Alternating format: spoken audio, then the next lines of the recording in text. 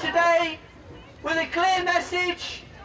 We want to see Britain's nuclear weapons scrapped. This is a stage run by the Socialist Party, and we say the money wasted on Trident will be better spent on decent public services and jobs for all, on free education, on fully funding the NHS.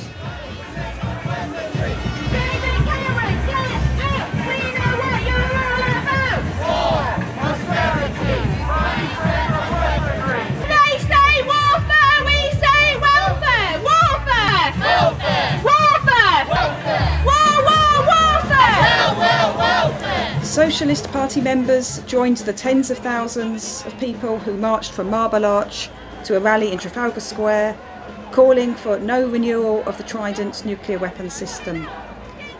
The government wants a replacement system of 4 new submarines carrying nuclear missiles many times more powerful than the one dropped on Hiroshima in 1945.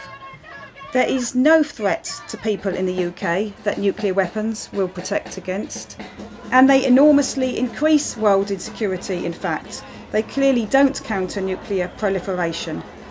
Also, they're a massive waste of resources. Around £100 billion will be spent on them over their lifetime if they go ahead. Imagine how far that money would go if spent on improving our services, on health, on education. And some would need to be spent on creating alternative skilled jobs for the workers currently in the nuclear defence industry. Those jobs could be on socially useful production, like renewable energy or public transport vehicles.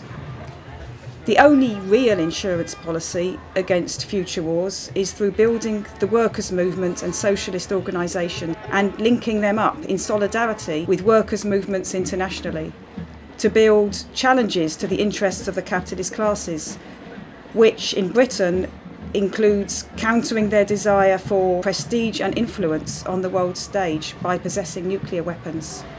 We welcome that Jeremy Corbyn spoke at the demo today, voicing his long-standing opposition to nuclear weapons and defying the calls of the right wing in Labour not to speak.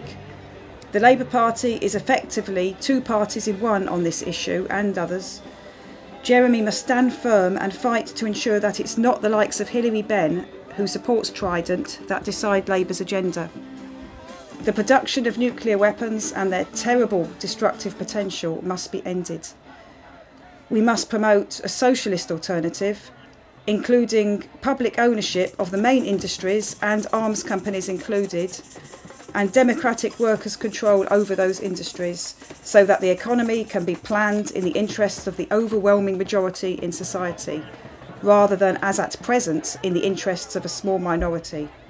Forward to a nuclear-free and war-free world.